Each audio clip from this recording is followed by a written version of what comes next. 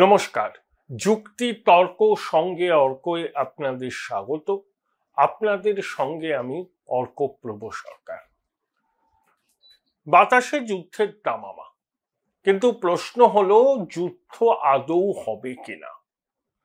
দেখুন, আন্তর্জাতিক মহল অনেক রকম উপদেশ দিচ্ছে, কিন্তু আমরা উপদেশ চাই না, আমরা সহকারী চাই। আটলান্টিকের ওপার থেকে বসে দুর্বৃত্ত রাষ্ট্র পাকিস্তানের প্রকৃত চেহারা অনুধাবন করা সম্ভব নয়, এই বাস্তবটা বুঝছেন না অনেকে। যদিও রাশিয়ার প্রেসিডেন্ট ভ্লাদিমির পুতিন দ্ব্যর্থহীনভাবে প্রধানমন্ত্রী নরেন্দ্র মোদীকে তার অবস্থানের জন্য সমর্থন জানিয়েছেন। রাহুল গান্ধীর সঙ্গে নরেন্দ্র মোদীর বৈঠক হয়েছে, অজিত দোভাল ছিলেন সেই বৈঠকে। অনেকে বলছেন যে নতুন সিবিআই চিফ কে হবেন সেই নিয়ে বৈঠক, সেটা অবশ্যই ছিল আলোচ্য সূচিতে। কিন্তু একই সঙ্গে পেহেলগাম পরবর্তী ভারতের অবস্থান কি, ভারত কিভাবে প্রত্যাঘাত করবে, এ সম্পর্কে প্রধানমন্ত্রী এবং বিরোধী দলনেতার মধ্যে নিশ্চয়ই আলোচনা হয়েছে। কারণ দেশের সামনে এটাই এখন সব থেকে বড় চ্যালেঞ্জ, কিভাবে প্রত্যাঘাত করা যায়। 7ই মে সব জায়গায় মক ড্রিল করার নির্দেশ দিয়েছে কেন্দ্রীয় সরকার। মানে বিমান হানা হলে কিভাবে সাইরেন বাজাতে হয়, কিভাবে ব্ল্যাকআউট করতে হয়, সিভিলিয়ান ক্যাজুয়ালিটি যাতে না হয় সেজন্য কি কি উদ্যোগ নিতে হয়। 54 বছর বাদে এই মক ড্রিল হচ্ছে। দেখুন, ভারত পাকিস্তান যে কটা যুদ্ধ হয়েছে, প্রথম থেকেই পাকিস্তান কিন্তু আক্রমণ চালিয়েছে। সেটা 48 সাল বলুন আর সর্বশেষ কারগিল বলুন। এমনকি 71 সালে বাংলাদেশের স্বাধীনতার যুদ্ধেও পাকিস্তান হানা দিয়েছিল পশ্চিম ভারতে। একবার তো লখনৌতে ভারতীয় বায়ুসেনার বিমান ঘাঁটি লক্ষ্য করে তারা হামলা চালায়। ভারত প্রথমে আক্রান্ত হয়ে আত্মরক্ষার জন্য অভিযান চালিয়েছে ভারত পাকিস্তান যুদ্ধে, এটা ঐতিহাসিক সত্য। এখন পাকিস্তান যে রোগ স্টেট, এটা নিয়ে কারুর মনে বিন্দুমাত্র সন্দেহ থাকার কথা নয়। আর কারুর মনে যদি সন্দেহ থেকেও থাকে, আমি তাকে বলবো তিনি বাস্তব জ্ঞান রহিত বা ইচ্ছাকৃতভাবে সত্যির থেকে চোখ বন্ধ করে আছেন। রাষ্ট্রপুঞ্জের সিকিউরিটি কাউন্সিলের 5 জন স্থায়ী সদস্য, 10 জন অস্থায়ী সদস্য, অস্থায়ী সদস্যদের রোটেশন হয়। এবার পাকিস্তান আছে, কিন্তু রাষ্ট্রপুঞ্জের নিরাপত্তা কাউন্সিলের বৈঠক ডেকেও কিন্তু টেনশন ডিএসকালেট হবে না। টেনশন ডিএসকালেট তখনই হতে পারে যখন পাকিস্তান জঙ্গিদের বিরুদ্ধে সদর্থক পদক্ষেপ নেবে, লোক দেখানো পদক্ষেপ নয়। হাফিজ সঈদ, জাকিউর রহমান লখভি, দাউদ ইব্রাহিমকে ভারতের হাতে প্রত্যর্পণ করবে, সমস্ত রকম টেরর ইনফ্রাস্ট্রাকচার ভাঙবে এবং টেরোরিজমকে আর্থিক সহায়তা করা বন্ধ করবে। কিন্তু সেটা পাকিস্তান করবে না, কারণ পাকিস্তান একটি দুর্বৃত্ত রাষ্ট্র এবং বিশেষ করে পাকিস্তানের সেনাপ্রধান আসিম মুনির, তিনি কি বলবো, রিলিজিও ন্যাশনালিজমের প্রবক্তা। তো তিনি দ্বিজাতি তত্ত্বের কথা উল্লেখ করে কেন ভারত পাকিস্তানের সহাবস্থান সম্ভব নয় কিছুদিন আগেই বলেছেন। তার 1 সপ্তাহের মধ্যে পেহেলগামে পর্যটকদের উপর, হিন্দুদের উপর জঙ্গিদের হামলা হয়েছে। এই যে পাকিস্তানের তথ্য সম্প্রচার মন্ত্রী দেশি বিদেশি সাংবাদিকদের নিয়ে ওই পাক অধিকৃত কাশ্মীরে নিয়ন্ত্রণ রেখা ঘুরিয়ে দেখিয়েছেন, বলছেন সবুজ ঘাস, নীল আকাশ, স্নো ক্যাপ মাউন্টেন, এখানে কোথায় টেরোরিজম, এখানে কোথায় জঙ্গিদের ঘাঁটি। এইসব কন্ডাক্টেড মিডিয়া ট্যুর কিরকম হয় সে সম্পর্কে আমার সম্যক অভিজ্ঞতা আছে। অর্থাৎ পাকিস্তান দেখাতে চাইছে তারা সন্ত্রাসবাদী আক্রান্ত, তারা সন্ত্রাসবাদ এক্সপোর্ট করে না। ওই যে স্কাই নিউজের যে অ্যাঙ্কারের সঙ্গে পাকিস্তানের প্রতিরক্ষা মন্ত্রী এবং বিলাবল সাক্ষাৎকার দিয়েছেন, ইয়ালদা হাকিম, তার সঙ্গে রাজদীপ সরদেশাইয়ের একটা কনভারসেশন শুনছিলাম। ইয়ালদা নিজেই বলছেন এই যে কঠিন পরিস্থিতিতে যখন পাকিস্তানের প্রতিরক্ষা মন্ত্রী বলছেন we have been doing this dirty things for the last 3 decades, she was simply dumbfounded, বিস্ময়ে হতবাক হয়ে গেছেন যে পাকিস্তানের প্রতিরক্ষা মন্ত্রীর এই ক্যান্ডিড কনফেশনে কোন সময় করছেন, যখন ভারত এবং পাকিস্তানের সম্পর্ক সরু সুতোর উপর ঝুলছে। এখন প্রশ্ন হলো, হামলা কিন্তু পাকিস্তান করবে। পাকিস্তান যেভাবে নিউক্লিয়ার থ্রেট দিচ্ছে, আবার একই সঙ্গে নিউক্লিয়ার থ্রেট দিচ্ছে, আবার রাষ্ট্রপুঞ্জে গিয়ে বলছে ডিএসকালেট করো, যুদ্ধ যাতে না হয়। আসলে পাকিস্তানের সিভিলিয়ান গভর্নমেন্টের হাতে তো রাশ নেই। ন্যাশনাল সিকিউরিটি অ্যাডভাইজার পাকিস্তানের আইএসআই চিফ, সাধারণত অবসরপ্রাপ্ত জেনারেলদের ওই পদে নিয়োগ করা হয়। অর্থাৎ আসিম মুনির ইসলামাবাদের উপর পূর্ণ কর্তৃত্ব কায়েম করেছেন এবং আগামী দিনে তিনি শাহবাজ শরীফকে সরিয়ে পাকিস্তানের রাষ্ট্রপতি হবেন, ঠিক যেভাবে পারভেজ মুশারফ কার্গিল যুদ্ধের পর নওয়াজ শরীফকে হটিয়ে পাকিস্তানের রাষ্ট্র ক্ষমতা দখল করেছিল। এই অত্যন্ত অ্যাম্বিশাস এবং সাম্প্রদায়িক পাকিস্তানের সেনাপ্রধানের পরিকল্পনা এটাই। এখন পাকিস্তান কিভাবে আক্রমণ করতে পারে? আমাদের অনেকের ধারণা যে সরাসরি আক্রমণ পাকিস্তান করতেই পারে, কিন্তু সেটা জম্মু কাশ্মীর সেক্টরে করবে না, এমন জায়গায় করবে যেটা ভারতীয় গোয়েন্দারা জানেন, ভারতীয় সেনাবাহিনী প্রস্তুত আছে যে অ্যাটেনশনটাকে ডাইভার্ট করার জন্য। আর নন স্টেট অ্যাক্টরকে দিয়ে বাংলাদেশের মাটিকে ব্যবহার করে ভারতের উত্তর পূর্বে হামলা করতে পারে পাকিস্তান। সেই জন্যই আইএসআই এর কর্তারা তো বাংলাদেশ ঘুরে গেছেন। আনসার আল্লাহ বাংলার প্রধান কুখ্যাত সন্ত্রাসী জসিমউদ্দিন রহমানির সঙ্গে বৈঠক করেছেন। রংপুরের কাছে লালমনিরহাটে পরিত্যক্ত এয়ারস্ট্রিপ পাকিস্তান রিনোভেট করতে চাইছে, ওখানে আধুনিক যুদ্ধ বিমান মোতায়েন করা হবে এবং রংপুরের ওই লালমনিরহাট থেকে আমাদের চিকেন নেকের দূরত্ব 20-22 কিলোমিটার। যেভাবে বাংলাদেশের অবসরপ্রাপ্ত সেনা কর্তারা হুমকি দিচ্ছেন যে 7 সিস্টারকে দখল করে নেওয়া, আমাদের মিলিটারি এস্টাবলিশমেন্ট, ইন্টেলিজেন্স এস্টাবলিশমেন্টের ধারণা পাকিস্তান বাংলাদেশের মাটিকে ব্যবহার করে নন স্টেট অ্যাক্টরদের কাজে লাগিয়ে এই কাণ্ডটা ঘটাবে। অর্থাৎ দেখুন, পাকিস্তান সেনাবাহিনী তো বাংলাদেশের মাটি থেকে অভিযান করতে পারবে না, কিন্তু পাকিস্তানের মদতে যারা ওখানে বাড়ছে, মানে গোকুলে যারা বাড়ছে, তারাও কিন্তু ইকুয়ালি ইকুইপড। এবং বাংলাদেশ এখন জঙ্গিদের মুক্তাঞ্চল, তাই বাংলাদেশে দুর্বল সরকার বলে কিছু নেই। এবং ইউনূসের অন্তর্বর্তী সরকারের সমর্থক পাকিস্তানপন্থী জামাতে ইসলামী, অন্যান্য র্যাডিক্যাল ইসলামিস্ট দলগুলো, যারা বাংলাদেশের অস্তিত্বই মানে না, যারা মনে করে বাংলাদেশের সৃষ্টির জিন্নাত দ্বিজাতি তত্ত্বকে ব্যর্থ করেছে, সেই ব্যর্থতা অতীত ইতিহাসকে মুছে ফেলে তারা নতুন ইতিহাস রচনা করতে চায় এবং বাংলাদেশকে তারা পাকিস্তানের কলোনিতে রূপান্তরিত করতে চায়, Islamic Republic of east Pakistan. তাহলে বাংলাদেশের মাটি এখন জঙ্গি জেহাদিদের স্বর্গরাজ্য এবং পাকিস্তান এস্টাবলিশমেন্টের সঙ্গে আন্তর্জাতিক খ্যাতিসম্পন্ন বাটপার ইউনূসের মাখামাখি আমরা দেখেছি।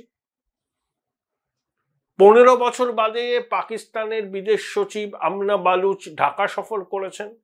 ইশাকদার পাকিস্তানের বিদেশ মন্ত্রী, উপপ্রধানমন্ত্রীর আসার কথা ছিল, কিন্তু ভারত পাকিস্তান সাম্প্রতিক ঘটনা প্রবাহের জন্য তিনি সফর বাতিল করেছেন। ইউনূসকে আমন্ত্রণ জানিয়ে রেখেছে ইসলামাবাদ, ইউনূস যাননি, সময় সুযোগ হলেই তিনি চলে যাবেন। সরাসরি বিমান চালু হচ্ছে দুদেশের মধ্যে। চট্টগ্রাম বন্দরে পাকিস্তানের কন্টেনার ভর্তি জাহাজ আসছে এবং সেই কন্টেনারে কি আছে বাংলাদেশের কর্তৃপক্ষ সেটা চেক করবে না। তাহলে বাংলাদেশের মাটি তো এখন সব থেকে উর্বর জমি পাকিস্তানি সন্ত্রাসীদের ভারতের বিরুদ্ধে হামলা করার, যেখানে বাংলাদেশের সরকারই সন্ত্রাসবাদীদের প্রতি নরম মনোভাব নিয়ে চলে, ভারত বিরোধী সন্ত্রাসীদের প্রতি। নইলে কুখ্যাত সন্ত্রাসীকে জামিনে মুক্তি দেয় বাংলাদেশের অন্তর্বর্তী সরকার? অর্থাৎ ভারত সরকার নিশ্চয়ই তারা নজরদারি করছে। ভারত বাংলাদেশ যে সীমান্ত আছে 4000 কিলোমিটারের বেশি, সীমানায় পুরো তো আর বেড়া দেওয়া সম্ভব হয়নি। রিভারাইন বর্ডার আছে, ল্যান্ড বর্ডার আছে, অনেক জায়গায় অরক্ষিত। সেই সব জায়গা দিয়ে কিন্তু নন স্টেট অ্যাক্টররা পাকিস্তানের মদতে হামলা চালাতে পারে ভারতে। কারণ সরাসরি বিমান পাকিস্তান করতেই পারে, যেরকম জিহাদি সেনাপ্রধান পাকিস্তানের ক্ষমতায়, তিনি ক্ষমতার কেন্দ্রবিন্দু। ওই 1000 বছর ধরে হিন্দুস্তানের বিরুদ্ধে যুদ্ধ করব যেটা বলেছিলেন ভুট্টো, সেই পরম্পরা তো চলছে। সেই পরম্পরাকে মাথায় রেখে জিহাদি জেনারেল অ্যাডভেঞ্চার করতে পারে, তাহলে পাকিস্তান ধুলোয় মিশে যাবে। Join Indian Institute of Hotel Management now. Right choice, right decision.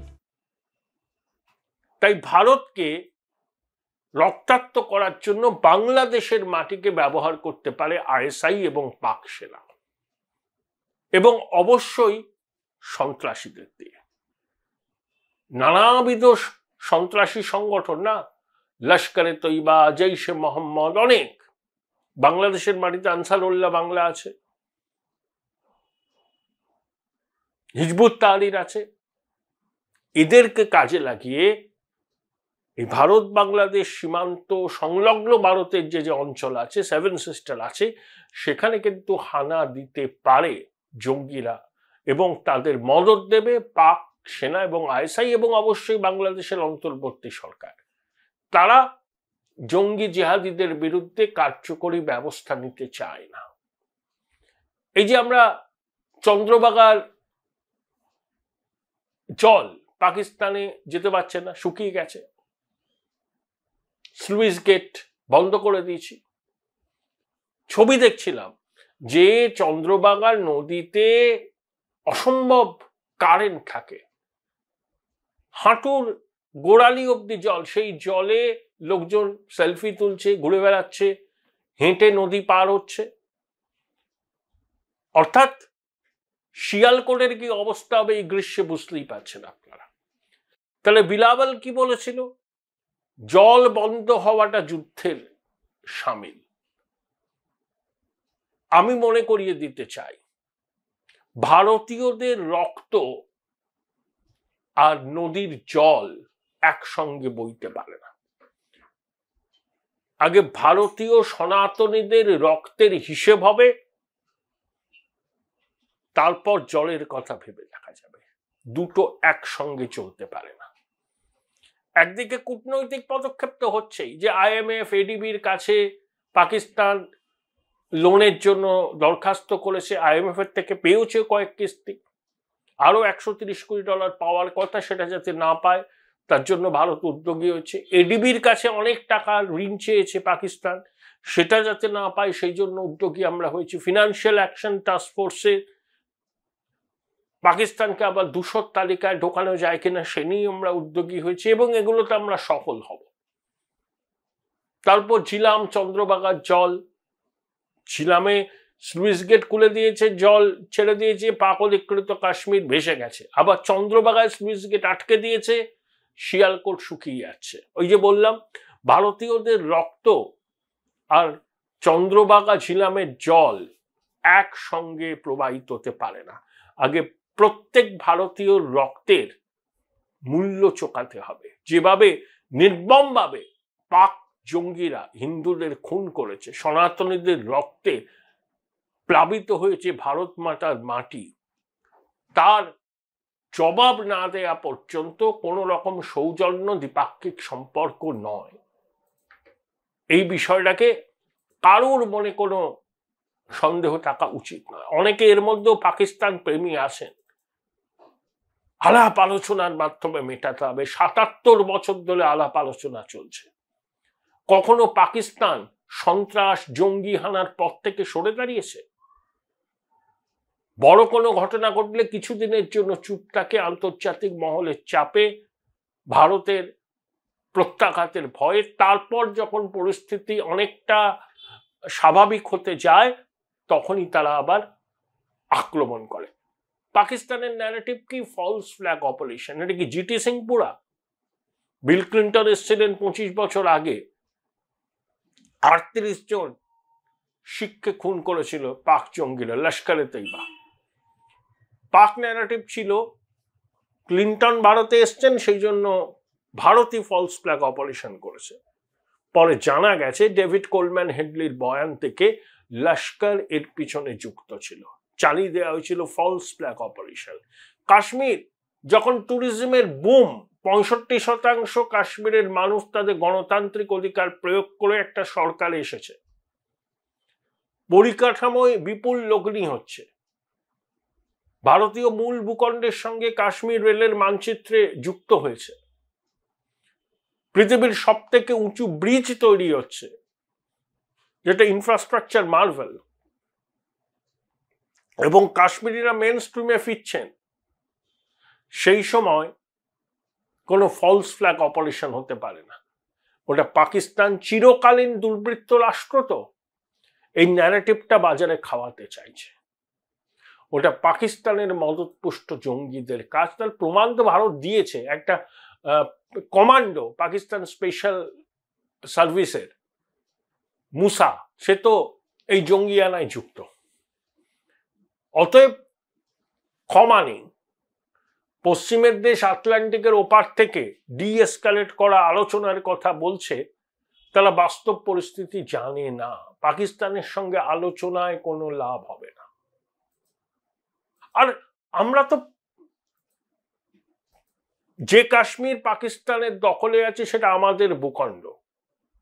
পাকিস্তানের অকুপেশন আর্মি সেখানে গেছে, সেখানে তারা জঙ্গিদের ঘাঁটি তৈরি করেছে, লঞ্চ প্যাড তৈরি করেছে। আমাদের ভূখণ্ড দখল করে পাকিস্তানের আর্মি যদি জঙ্গিদের মদত দেয়, তাহলে আমাদের ভূখণ্ড থেকে জঙ্গি উচ্ছেদ করার অধিকার ভারতবর্ষের আছে, এবং সেই ভারতবর্ষ সেই অধিকার প্রয়োগ করবে। আন্তর্জাতিক জনমত এটা জানে।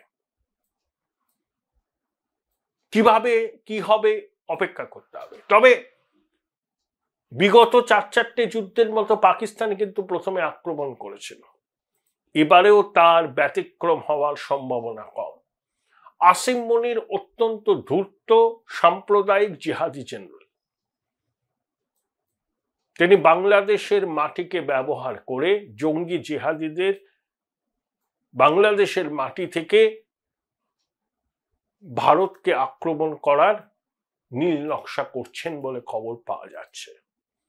নইলে বাংলাদেশের অবসরপ্রাপ্ত জেনারেলরা বলতেন না যে এই হলো সময় ভারতের 7 সিস্টার দখল করে নেওয়া।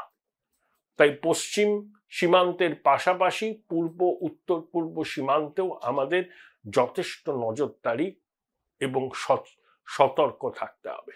ভারত সরকার সেই কাজটাই করছে।